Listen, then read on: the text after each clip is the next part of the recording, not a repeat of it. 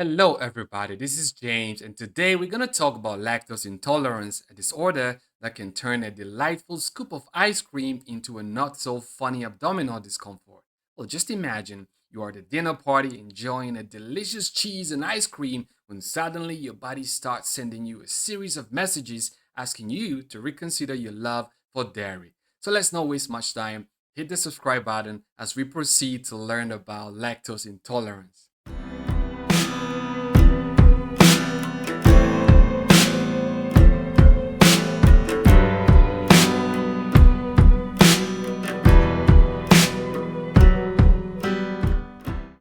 Lactose intolerance is a common digestive disorder where the body is unable to fully break down lactose, which is a natural sugar in milk, and this leads to symptoms such as bloating, diarrhea, gas, gurgling, abdominal cramps after ingesting dairy products. Well, this condition is not harmful, of course, but if it is your disorder, I guess you will certainly appreciate the discomfort that may be associated with it.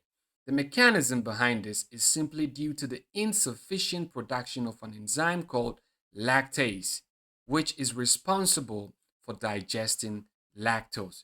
So here we can see lactose, which is a disaccharide, comprises of one molecule of galactose and another molecule of glucose, which is joined together by a bond called beta 1,4 glycoside.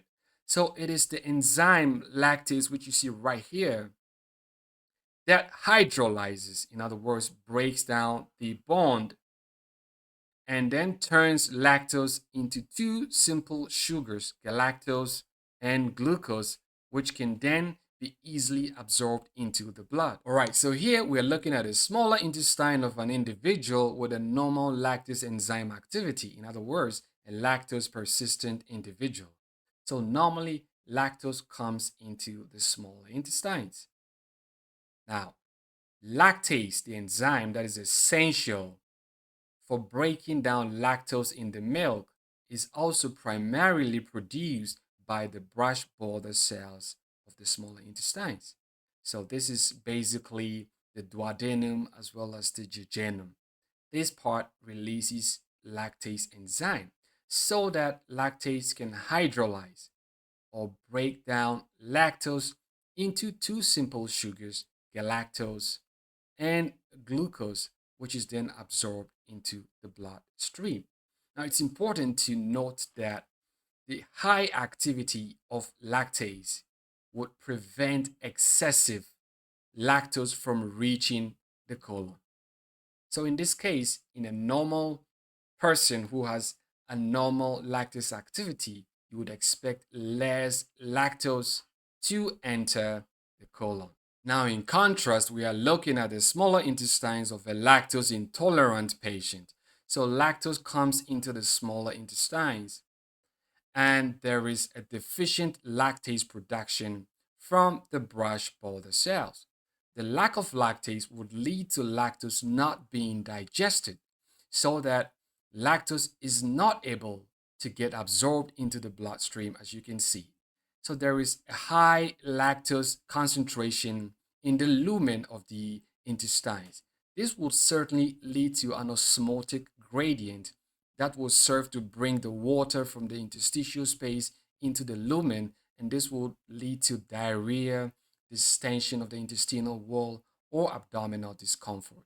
Now, it's important to also emphasize that the low lactase activity or the less quantity of lactase would lead to more of the lactose ending up in the colon of the patient. Now we are looking at the colon of a lactose intolerant individual.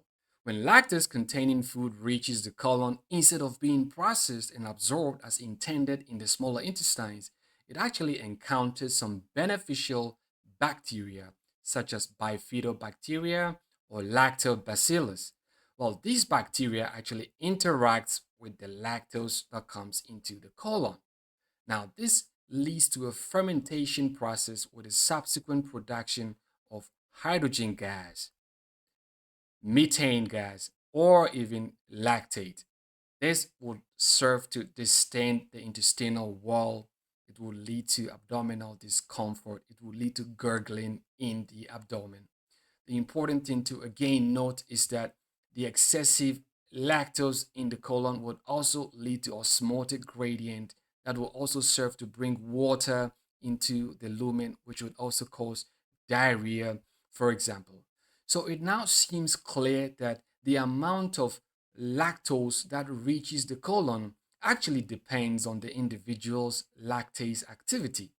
In other words, when this activity is high, a smaller proportion of lactose makes it to the colon as majority is broken down in the smaller intestines. So in general, patients will complain of gut wall distension, accelerated peristalsis, diarrhea, flatulence, cramps, and discomfort. Some patients may periodically also have constipation. So, lactose intolerance may be primary, secondary, or congenital. Primary lactose intolerance is a condition where the production of lactase significantly decreases by adulthood. As infants, we naturally have a high level of lactase to digest milk, but as we transition to solid foods during weaning, the activity of lactase declines, and by adulthood, many individuals with primary lactose intolerance struggle to digest milk products due to a significant drop in lactase activity. In secondary lactose intolerance, diseases that affect and damages the lining of the smaller intestines may hinder the production of lactase enzyme. Example of such disorders may include celiac disease or Crohn's disease. Other factors such as surgery, chemotherapeutic drugs, smaller intestinal bacterial overgrowth, and premature infants may also have lactose intolerance. Congenital lactose intolerance may be acquired from an autosomal recessive inheritance, and all that is needed is for both your mom and dad to pass on this gene. Diagnosis: lactose tolerance test. So, in this test, you take about 50 grams of lactose mixed with about 200 ml of water and subsequently undergo a blood test to assess the level of glucose in the blood. Normally, blood glucose would rise by about 20 milligram per deciliter above the pre test value. Failure of glucose to rise may imply an impairment of lactose digestion and absorption. Hydrogen breath test.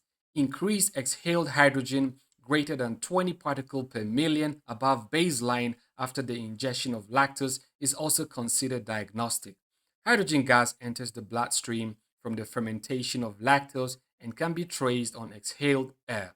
It's important to note that in small intestinal bacterial overgrowth, hydrogen breath test may also be positive. Genetic testing may also be recommended.